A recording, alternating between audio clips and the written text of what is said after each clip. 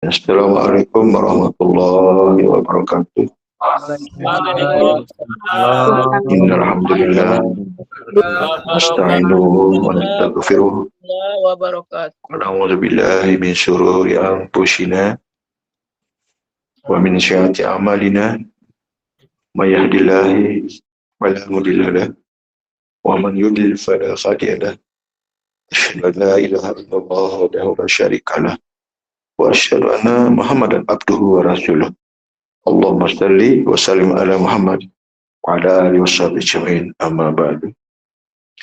Kepada Bapak Pembina, Bapak Penasehat, Bapak para badal, Bapak para pengurus yayasan, Bapak pengurus perguruan, singkatnya Bapak-bapak, Ibu-ibu, para hadirin, hadirat jamaah perguruan Tariqah Naksabandi yang mengikuti Zikir Jahar dengan secara online rahimakumullah.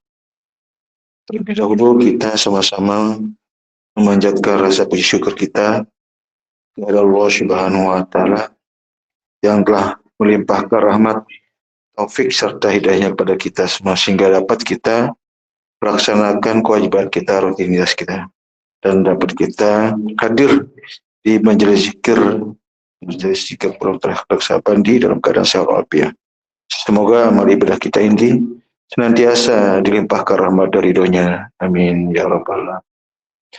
Kemudian tak lupa juga menyampaikan salawat dan salam kepada junjungan alam, junjungan Nabi besar Muhammad sallallahu alaihi wasallam. Allahumma shalli ala sayyidina Muhammad wa ala ali Muhammad. Atas bimbingannya, petunjuk dan sepatnya kita harapkan moga-moga kita dapat mengikutinya, mentaatinya secara zahir dan batin. Amin.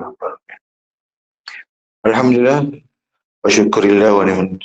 Tidak terasa bahwa kita sudah melewati satu minggu ya. Kita bertarawih dan berpuasa. Dan insya Allah mungkin dari beberapa hari kita sudah akan berada di pertengahan daripada Ramadan ini atau puasa. Dan pada malam ini adalah malam perdana ya untuk jemaah yang mengikuti prosesi daripada suluk.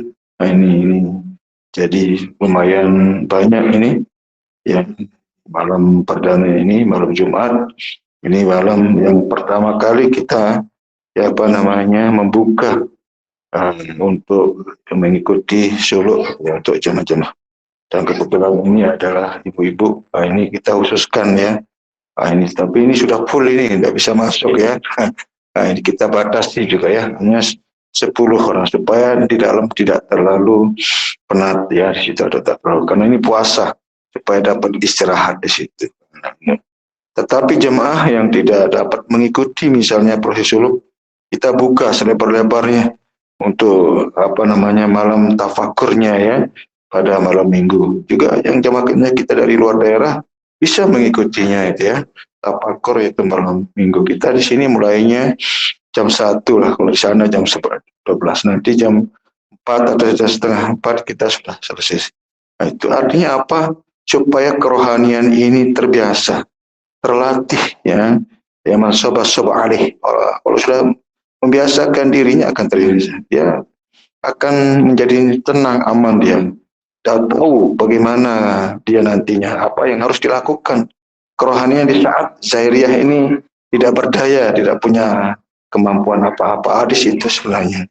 Itulah dalam bahasa-bahasa Toriko ada namanya riyadhah, ada namanya mujahadah, ada uzlah, ada sebagainya. Tapi itu hanya fisikly semata, tapi tidak punya pandangan, tidak punya musyahadah. Berbeda kita ini. Inilah tempat utamaannya, kelebihannya. Kita di dalam bermujahadah, tapi ada musyahadah di dalamnya. Riyadhah ada musyahadah di dalamnya. Itu jadi kita tidak keluar dari itu. Nah, kita berintip-intip kita ya, situ memandang sesuatu yang Allah tetapkan, yang Allah letakkan di dalam hati kita. Itu sesungguhnya. Jadi kita rasakan keberadaannya. Justru itu akan mendapatkan satu kenikmatan di situ yang asik di situ ya, kalau sudah kita temui apa yang Allah letakkan di situ. Itu membuat kita tidak jenuh, ada terasa nikmat, tenang dan sebagainya. Dan kebahagiaan itu ada di situ sesungguhnya. Dan itulah hakikat daripada semua ibadah. Apa itu ibadah puasa, haji, sholat, zikir, doa, syahadat, semuanya. Itu ada muaranya di situ. Makanya kalau kita sudah ketemu, sudah rasakan, dan kita sudah dapat suasananya, berarti kita itulah yang kita akan dapat suasananya nanti ya. Di alam barzahnya, di alam akhirat dan seterusnya. Itu sebenarnya. Bagaimana kita membuka kalau kita tidak buka hari ini? Bagaimana kita masuk kalau kita tidak masuk hari ini? Kalau bagaimana kita berada di situ kalau kita tidak berada hari ini? Maka itulah yang dimaksudkan. Kalau kita awam di dunia, nanti awam di akhirat. Buta di dunia masih buta. Kalau kita tidak paham bagaimana memahaminya nanti, kan begitu. Rohani ini kan adalah sesuatu yang nggak terbatas.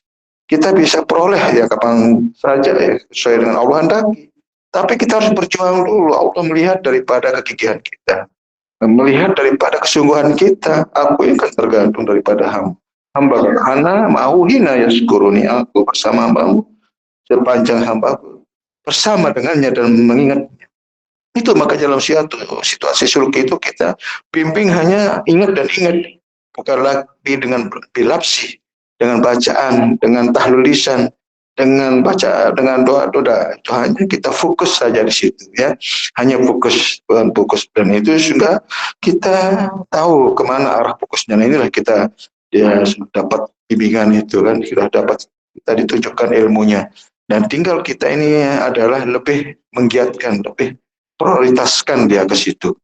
Nah, itu supaya nanti ibarat orang syariat, timbangannya itu lebih kuat, lebih berat, lebih ngefek ke dalamnya ya, kerohanian daripada ke dunianya, kan begitu ya sebenarnya. Kalau bahasa syariatnya ke kanan gitu, kalau timbangan kita ke kanan, selamat, kita aman. Kalau timbangan kita ke kiri, kan kita jatuh di situ. Artinya apa? Memang di setiap sisi kehidupan kita tidak mungkin ya tidak ada sisi-sisi baik dan sisi tidak baiknya, kan gitu.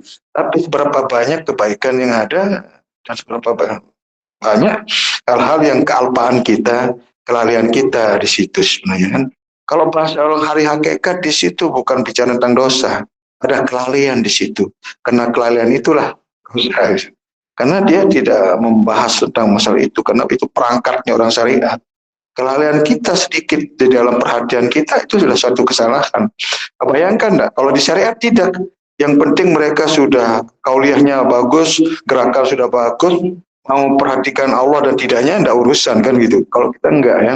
Nah, itu. Jadi kita berbeda ya cara pandang kita. Kita lebih memperhatikan ke dalamnya daripada keluarnya.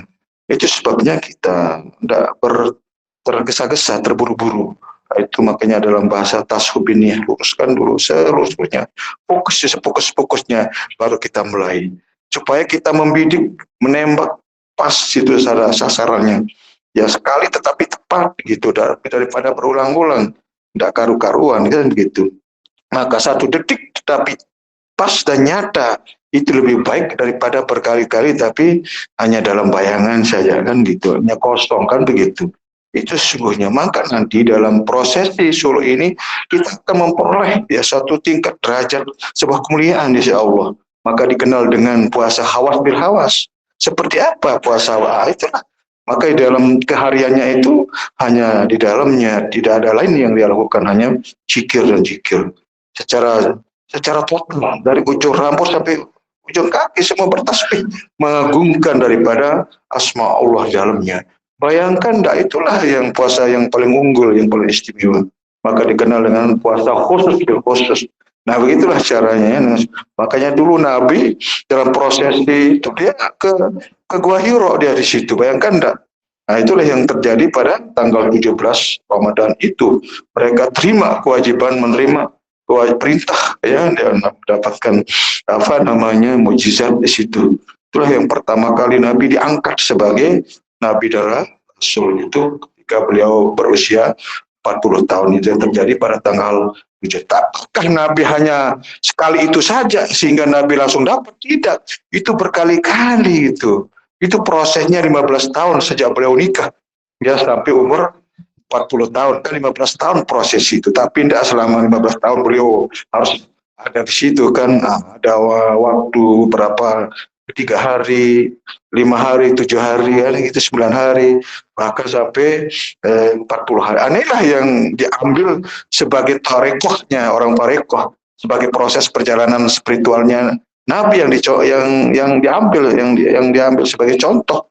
Itu sebenarnya makanya orang tarekoh, nah, dia tidak asing itu terhadap apa itu suluk, apa itu halwat, apa itu hanus, karena itulah menjadi sebuah bimbingannya ya, sebagai satu apa namanya riyadhahnya, mujahadahnya ya, itu untuk mencapai sebuah apa namanya tingkat derajat yang mulia di sisi Allah, untuk mencapai liqa rabbih itu sebenarnya, supaya mereka bertekanan di dalam kalbunya untuk berzikir kepada Allah. Itu kan merupakan syarat mutlak kita untuk bisa liqa rabbih, itu kan ada zikir di dalamnya, dengan zikir yang sebanyak-banyaknya.